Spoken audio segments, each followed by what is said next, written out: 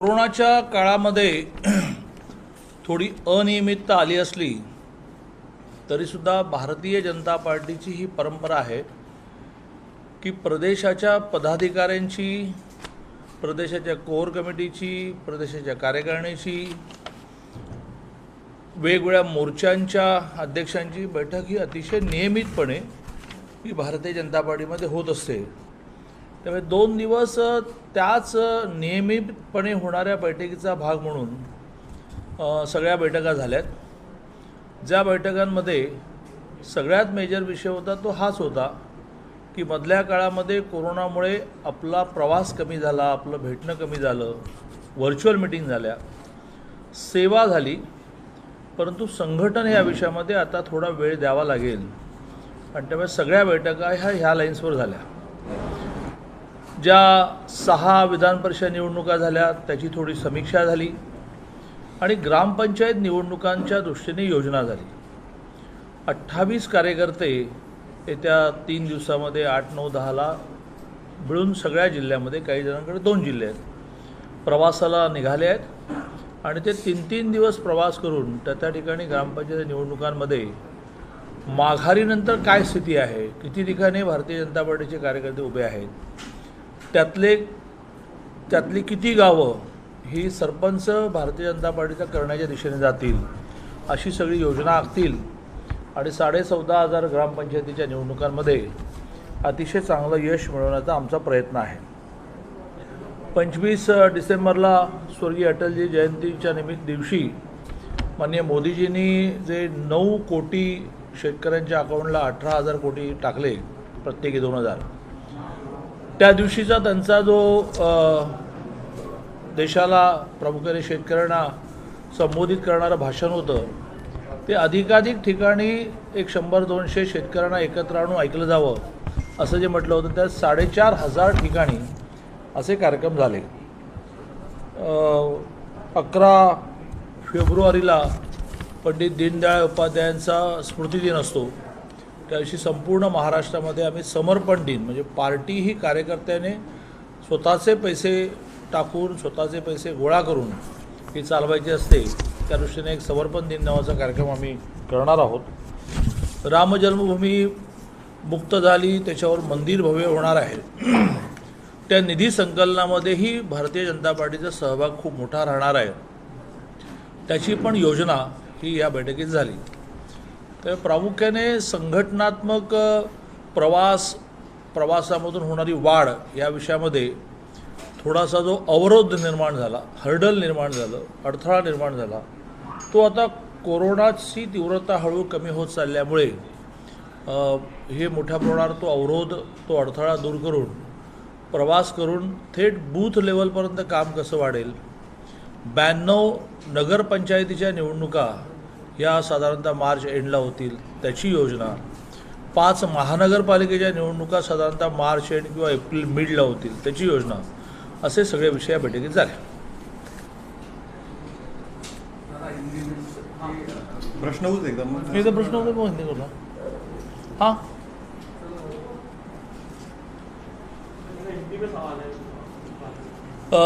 Bharatiya Janata party की यह कार्यपद्धति रही कि जो पदाधिकारी हम नियुक्त करते हैं उनकी अलग अलग स्तर पर बहुत नियमित रूप से बैठकें हो, उसमें असेसमेंट भी हो और आगे का प्लानिंग भी हो।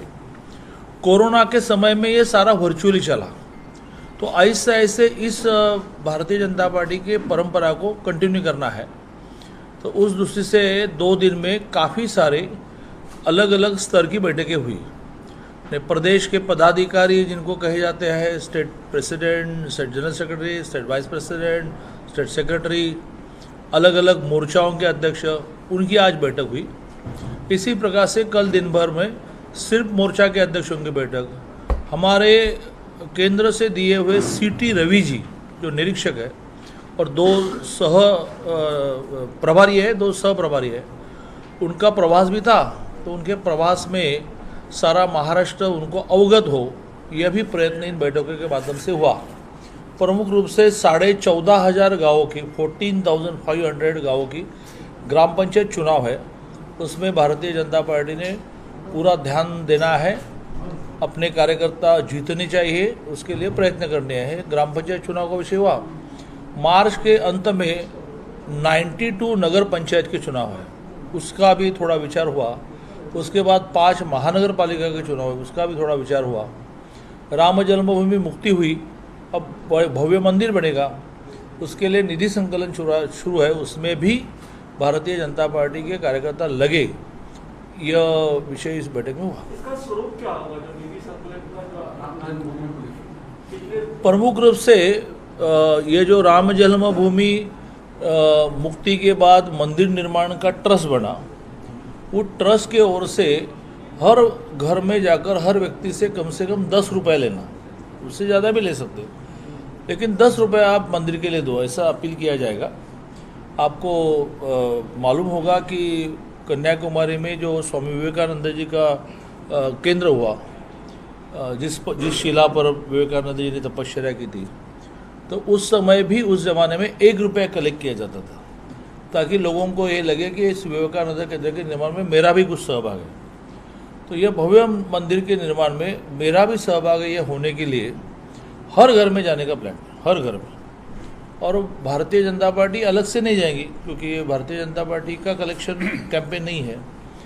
जो रिसीट बुक्स है वो भी ट्रस्ट की होगी। तो उस बूथ पर या 5 बूथ के शक्ति केंद्र पर या 70-80 बूथ के मंडल पर सारों की मिलकर योजना बनेगी और सब मिलकर जाएंगे कलेक्शन।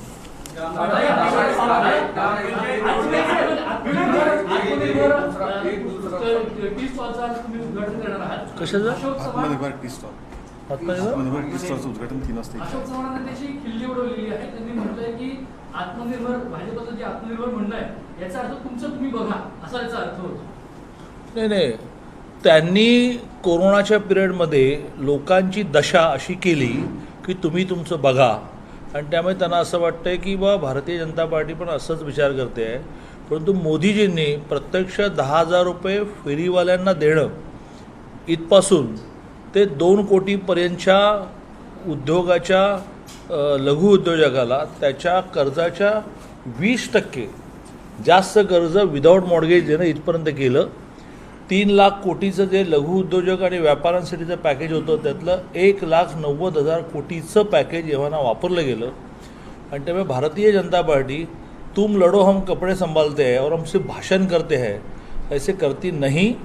और इसलिए भारतीय जनता युवा मोर्चा की ओर से अब सारे 34 ज़िलों में हमारे कार्यालय खुले हैं, जिसमें दिन भर लोग मार्गदर्शन करने के लिए बैठेंगे कि कोई नया युवक आता है तो उसने प्रोजेक्ट रिपोर्ट कैसा बनाना, कर्जा कैसा मांगना, सब्सिडी कैसे प्राप्त करना। तो आत्मनिर्भर भारत ये सिर्फ थियरी नहीं है, ये प्रॅक्टिकल आहे। विधान परिषद निवडणुकीत मोठा पराभव झाल्यामुळे आणि केंद्राने तुमच्या नेतृत्वाने संघटनेची कान उघडणी केल्यामुळे तुम्ही आता ग्रामपंचायत निवडणूक सुद्धा अत्यंत गांभीर्याने घेताय। नाही, आम्ही सगळ्याच गोष्टी गांभीर्याने घेतो, नेहमीच गांभीर्याने घेतो। अगदी एखाद्या गावातल्या विविध कार्यकारी सोसायटी इथपर्यंतच्या इलेक्शनमध्ये आम्ही गांभीर्याने घेतो, सगळेजण उतरतो। त्यामुळे ग्रामपंचायत निवडणुकीचा विशेष काही नाही। आणि वारंवार आम्ही ही मांडणी केलेली आहे की विधान परिषदेला पराभव जो आहे त्या पराभवाची अनेक कारणं आहेत। त्या कारणांमध्ये मोठ्या प्रमाणावर प्रशासनाकडून झालेले घपले जे येत्या 15 दिवसामध्ये 6 पुराव्यासहित मी मांडणार आहे की ह्यांना EVM का नको आणि पेपर बॅलेट का हवं आहे, याची सगळी तयारी मी चालू केलेली आहे।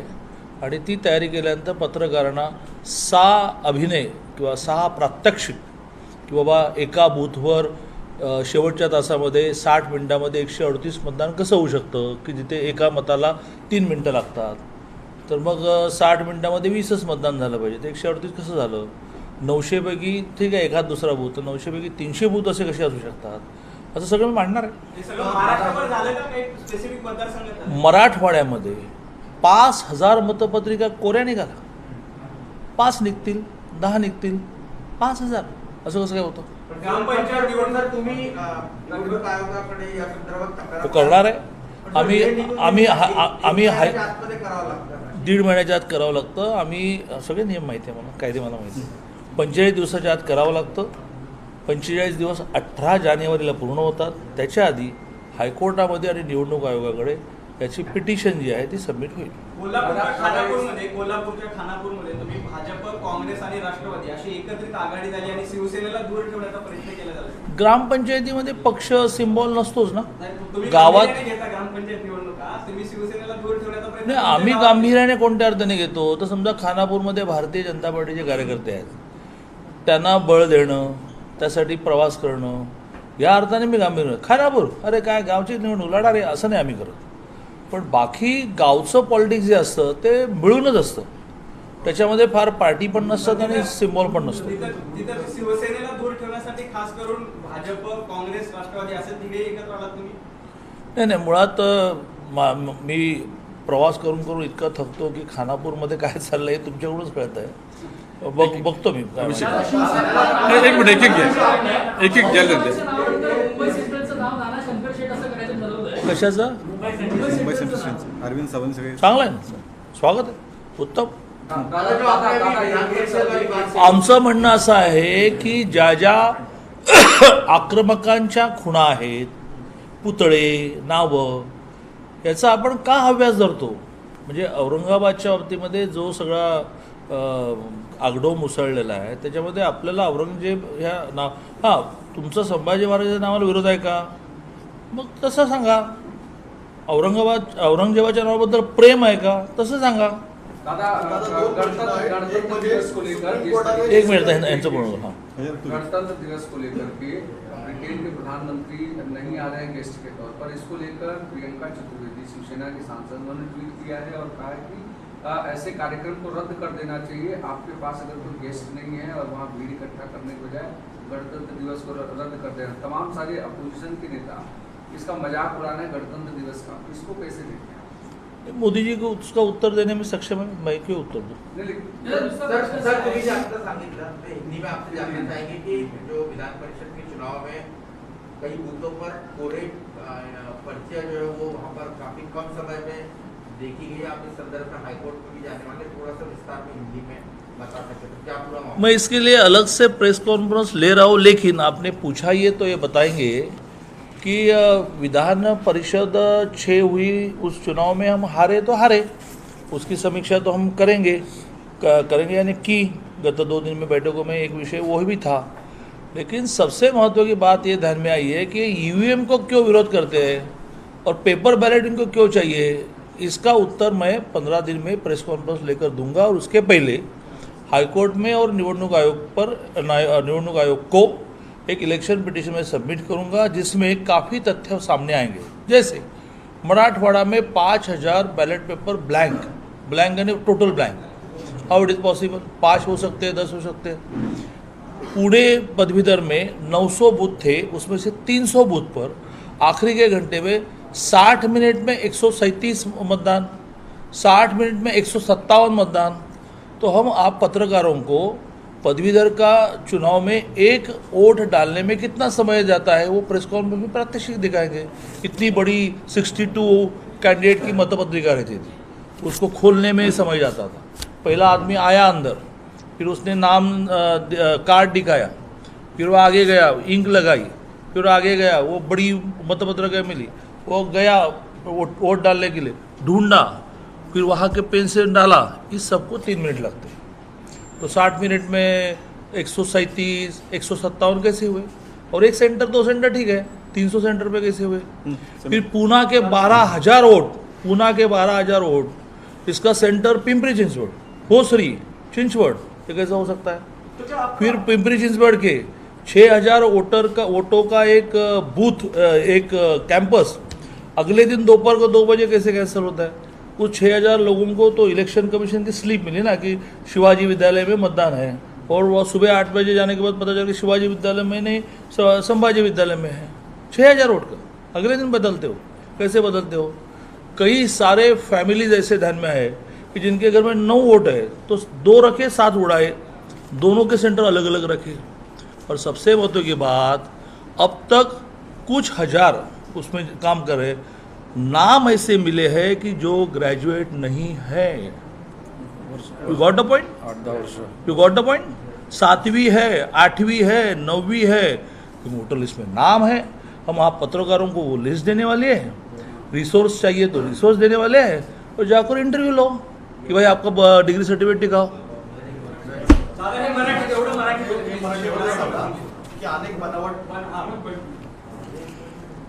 पदवीधर निवडणुकीमध्ये आणि शिक्षक निवडणुकीमध्ये हे सिद्ध झालं की EVMला विरोध का, पेपर बॅलेटचा पुरस्कार का, तर त्याच्यामध्ये खूप घपले लक्षात आले। त्याची एक इलेक्शन पिटिशन आणि एक निवडणूक आयोगाकडे पिटिशन, म्हणजे हायकोर्ट आणि निवडणूक आयोग असं मी तयार करतो। पण त्यातला एकच किस्सा सांगायचा झाला तर पुणे पदवीधरमध्ये काही हजार नावं एव्हाना आयडेंटिफाय झाली, एक एजन्सी काम करते त्याच्यावर, की ते पदवीधरच नाही आहेत, 7वी आहेत, 8वी आहेत, 9वी आहेत। मी तुम्हाला पत्रकारांच ती यादी देणार आहे आणि तुम्हाला असं म्हणणार आहे की या यादीकडे जाऊन तुम्ही फक्त त्यांचं सर्टिफिकेट विचारा। अमोल मिटकरी जे आहेत राष्ट्रवादी, ते तुम्हाला म्हणतात की शहरांची नावं बदलण्याचा प्रश्न उभा करण्यापेक्षा तुम्ही भाजपची खरंच ताकदीचा शब्द पाळा आणि अहमदाबादचं नाव कर्नाटकात करून द्या। माझं म्हणणं काय आहे की देशातली अशी जी परकीय आक्रमणाच्या खुणा असणारी नावं आहेत ती बदला ना, अहमदाबाद पण बदला, उस्मानाबाद पण बदला, काहीच अडचण नाही। पण त्यामुळे तुम्ही औरंगाबादचं नाव बदलायचं नाही असं ठरवत असाल तर मग औरंगजेबावर तुमचं प्रेम आहे, संभाजी महाराजांवर नाही आहे। बरं, समजा तुम्हाला संभाजी महाराजांबद्दल काही ॲलर्जी असेल, दुसरं नाव सांगा। औरंगजेबाचं औरंगाबाद ठेवा कशासाठी, की ज्याने आपल्यावर राज्य केलं, जुलूम केला, अनेक प्रकारचे कर लावले, छत्रपती शिवाजी महाराज त्यांच्या विरुद्ध लढले।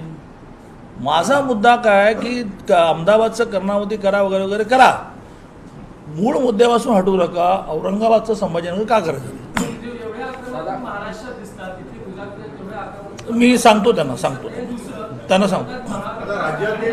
आम्ही कर्णावती 2 दिवसात करून कुणाच्या आता सत्ता आहे तिथे करा ना पहिलं बाबा।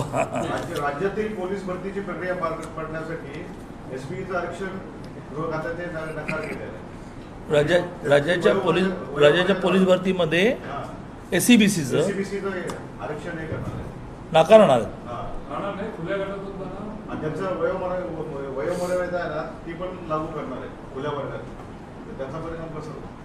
त्याने खूप परिणाम होणार आहे। कसं आहे की SCBCचं आरक्षण तुम्ही आता नाही म्हणालात आणि आत्ता त्यांना इकॉनॉमिकली बॅकवर्डमध्ये टाकणार असलात तर पहिला मुद्दा जो येणार आहे तो इतके वर्ष गॅप गेल्यामुळे, जो वर्षभराची गॅप, अनेकांच्या वयोमर्यादांचा विषय होईल, त्या बाबतीत सरकारने स्पष्टता करावी।